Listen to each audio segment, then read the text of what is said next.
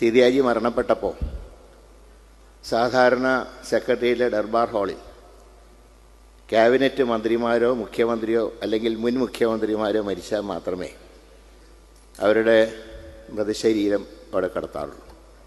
സീതിയാജിക്ക് വേണ്ടി ഒരു പ്രത്യേക നിയമം ശ്രീ കെ കരുണാകരൻ ഉണ്ടാക്കി. ക്യാബിനറ്റ് റാങ്കുള്ള ചീഫ് വിപ്പിനെ അദ്ദേഹത്തിൻ്റെ ഭൗതിക ശരീരം ദർബാർ ഹാളിൽ കടത്താൻ വേണ്ടി സ്പെഷ്യൽ ഓർഡർ ഉണ്ടാക്കിയതും ശ്രീ കെ കരുണാകരൻ. അത്രയ്ക്ക് വലിയ ബന്ധമായിരുന്നു അവർ തമ്മിൽ. അതുകൊണ്ട് തന്നെയാണ് നേരത്തെ ബഷീർ പറഞ്ഞത്, എൻ്റെ പിതാവ് കരഞ്ഞത് ഇന്ദിരാഗാന്ധിയും അതുപോലെ തന്നെ എൻ്റെ അമ്മയും മരിച്ചതിന് ശേഷമാണ് കരഞ്ഞതെങ്കിൽ സീതിയാജിയായിട്ടുള്ള അവസാനത്തെ കൂടിക്കാഴ്ചയിലാണ് ശ്രീ കെ കരുണാകരൻ കരഞ്ഞു പോയത്. ഞാൻ മരിച്ചു കഴിഞ്ഞാൽ എൻ്റെ കുടുംബത്തിൻ്റെ സ്ഥിതി എന്നൊക്കെ പറഞ്ഞ് സീതിയാജി പറഞ്ഞപ്പോൾ ആ സമയത്താണ് കെ കരുണാകരൻ അറിയാതെ കരഞ്ഞു പോയത്. അത്രയും നല്ല ഒരു ബന്ധമായിരുന്നു. ആദ്യമായി തന്നെ ശ്രീ ബഷീറിനെ അഭിനന്ദിക്കുകയാണ് ഇത്രയും നല്ലൊരു സദസ്സ് ഇവിടെ സജ്ജീകരിച്ചത്. ഇവിടെ എല്ലാവരും സീതിയാജിയെക്കുറിച്ച് ചുരുങ്ങിയ വാചകങ്ങളിലാണെങ്കിലും ഒരുപാട് കാര്യങ്ങൾ ഇവിടെ സൂചിപ്പിക്കുകയുണ്ടായി. ഞാൻ അദ്ദേഹത്തിൻ്റെ പ്രസംഗങ്ങൾ, സഭയിൽ നടത്തിയ പ്രസംഗങ്ങളും പുറത്ത് നടത്തിയ പ്രസംഗങ്ങളൊക്കെ ധാരാളം കേട്ട് ആസ്വദിച്ചിട്ടുള്ള ഒരാളാണ്. പക്ഷെ അദ്ദേഹത്തിൻ്റെ ഓർക്കുമ്പോൾ എൻ്റെ മനസ്സിൽ അവസാനത്തെ കൂടിക്കാഴ്ചയാണ് മനസ്സിൽ ഓർമ്മ വരും. അത് എല്ലാവരെയും പൊട്ടിച്ചിരിപ്പിച്ച സീതിയാജി ആയിരുന്നില്ല. 91 ഇലക്ഷൻ കഴിഞ്ഞ് കോൺസ്റ്റിറ്റ്യുവൻസിയിലൊക്കെ ഒരു ഓട്ടപ്രദക്ഷിണം കഴിഞ്ഞ് ലീഗ് ഹൗസിലൊന്ന് കയറാമെന്ന് വിചാരിച്ച് ഞാൻ വരുമ്പോൾ അവിടെ സീതിയാജി ഒറ്റയ്ക്കിരിക്കുകയാണ്. അപ്പോൾ എന്നെ കണ്ടോടനെ പറഞ്ഞു, മുരളി വാ ഇരിക്കുക, ഞാൻ എന്ത് വന്നാലും നിങ്ങൾ ജയിച്ചിരിക്കുമെന്നൊരു മാർക്സിസ്റ്റുകാരനോട് ഇന്നലെ ബെറ്റടിച്ച. അങ്ങനെ പറഞ്ഞ് എന്നെ അടുത്തിരുത്തി. അപ്പോൾ ഞാൻ പതുക്കെ സംഭാഷണത്തിൻ്റെ ഇടയിൽ ചോദിച്ചു, അസുഖം എങ്ങനെയുണ്ട്? എന്നോട് പറഞ്ഞു, ഡോക്ടർമാർ പറഞ്ഞിട്ടുള്ളത് ഒരു സിഗരറ്റ് പോലും ഇനി വലിക്കരുതെന്ന്. പക്ഷേ മെയ് 21 രാജീവ് ഗാന്ധി മരണപ്പെട്ടു എന്ന് അറിഞ്ഞപ്പോൾ നേരം പുലരുന്നത് വരെ കയ്യിൽ കിട്ടിയ മുഴുവൻ സിഗരറ്റ് ഞാൻ വലിച്ചു തീർത്തു. അങ്ങനെ ഒരു രാത്രി മുഴുവൻ സിഗരറ്റ് വലിച്ചുകൊണ്ടാണ് രാജീവ് ഗാന്ധിയുടെ ദുഃഖം അദ്ദേഹം പങ്കിട്ടത്. അതിനുശേഷം തെരഞ്ഞെടുപ്പ് കഴിഞ്ഞു, അദ്ദേഹം ജയിച്ച MLA ആയി. ബഷീർ നേരത്തെ സൂചിപ്പിച്ച പോലെ അന്ന് ഇന്ത്യൻ യൂണിയൻ മുസ്ലിം ലീഗ് ഒരു പുതിയ ടീമിനെ കുഞ്ഞാലിക്കുട്ടി സാഹിബിൻ്റെ നേതൃത്വത്തിൽ അന്ന് ക്യാബിനറ്റിലേക്ക് 4 മന്ത്രിമാർ, ET ഉൾപ്പെടെ, അന്നവരൊക്കെ ചെറുപ്പക്കാരാണ്. ഇപ്പോഴും ചെറുപ്പത്തിന് കുഴപ്പമൊന്നുമില്ല. അപ്പോൾ ആ പുതിയ ടീം വന്നപ്പോൾ സ്വാഭാവികമായിട്ടും സീനിയറായിട്ടുള്ള സീതിയാജിയെ പോലുള്ളവരെ അന്ന് മാറ്റി നിർത്തേണ്ടി വന്നു. അതൊരു പ്രത്യേക രാഷ്ട്രീയ പുതിയ ടീം വരട്ടെ എന്നുള്ള അന്ന് ആദ്യം അത് മുസ്ലിം ലീഗാണ് അത് പുതിയ ടീം എന്നുള്ള ചെറുപ്പക്കാരുടെ ടീം ആദ്യം കൊണ്ടുവരുന്നത്. അപ്പോൾ അങ്ങനെ വന്നപ്പോൾ സത്യപ്രതിജ്ഞ കഴിഞ്ഞു. അന്ന് പിന്നെ ശിഹാബ് തങ്ങളെ മാറ്റി നിർത്തി.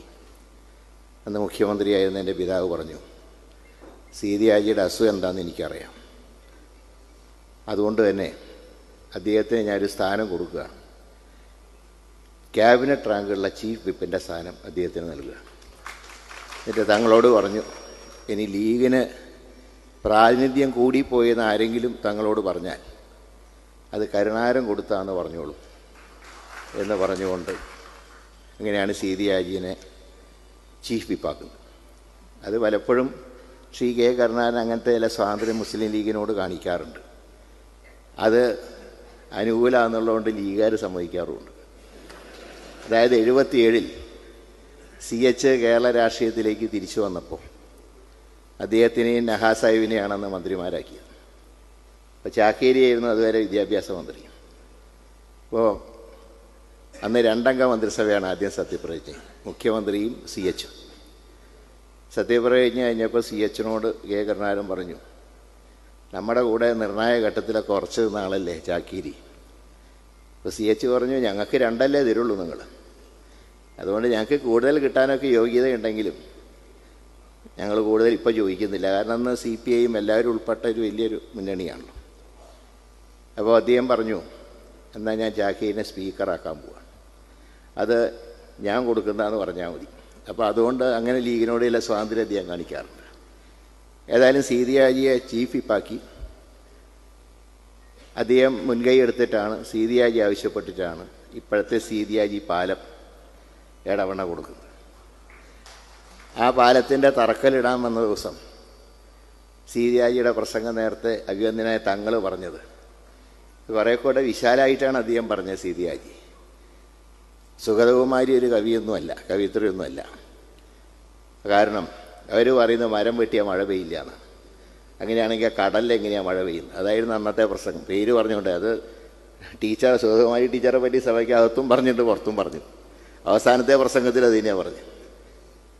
സീതിയാജി മരണപ്പെട്ടപ്പോൾ സാധാരണ സെക്രട്ടേറിയറ്റിലെ ദർബാർ ഹാളിൽ ക്യാബിനറ്റ് മന്ത്രിമാരോ മുഖ്യമന്ത്രിയോ അല്ലെങ്കിൽ മുൻ മുഖ്യമന്ത്രിമാരോ മരിച്ചാൽ മാത്രമേ അവരുടെ മൃതശരീരം അവിടെ കടത്താറുള്ളൂ. സീതിയാജിക്ക് വേണ്ടി ഒരു പ്രത്യേക നിയമം ശ്രീ കെ കരുണാകരൻ ഉണ്ടാക്കി. ക്യാബിനറ്റ് റാങ്കുള്ള ചീഫ് വിപ്പിനെ അദ്ദേഹത്തിൻ്റെ ഭൗതിക ശരീരം ദർബാർ ഹാളിൽ കടത്താൻ വേണ്ടി സ്പെഷ്യൽ ഓർഡർ ഉണ്ടാക്കിയതും ശ്രീ കെ കരുണാകരൻ. അത്രയ്ക്ക് വലിയ ബന്ധമായിരുന്നു അവർ തമ്മിൽ. ഒരു ഘടകകക്ഷി നേതാവ് എന്നുള്ള നിലയിലല്ല, ഒരു സഹോദരൻ എന്നുള്ള നിലയിലാണ് കെ കരുണാകരന് സീതിയാജിയോടുണ്ടായി. അതുകൊണ്ട് തന്നെയാണ് നേരത്തെ ബഷീർ പറഞ്ഞത്, എൻ്റെ പിതാവ് കരഞ്ഞത് ഇന്ദിരാഗാന്ധിയും അതുപോലെ തന്നെ എൻ്റെ അമ്മയും മരിച്ചതിന് ശേഷമാണ് കരഞ്ഞതെങ്കിൽ സീതിയാജിയായിട്ടുള്ള അവസാനത്തെ കൂടിക്കാഴ്ചയിലാണ് ശ്രീ കെ കരുണാകരൻ കരഞ്ഞു പോയത്. ഞാൻ മരിച്ചു കഴിഞ്ഞാൽ എൻ്റെ കുടുംബത്തിൻ്റെ സ്ഥിതി എന്നൊക്കെ പറഞ്ഞ് സീതിയാജി പറഞ്ഞപ്പോൾ ആ സമയത്താണ് കെ കരുണാകരൻ അറിയാതെ കരഞ്ഞുപോയത്. അത്രയും നല്ല ഒരു ബന്ധമായിരുന്നു.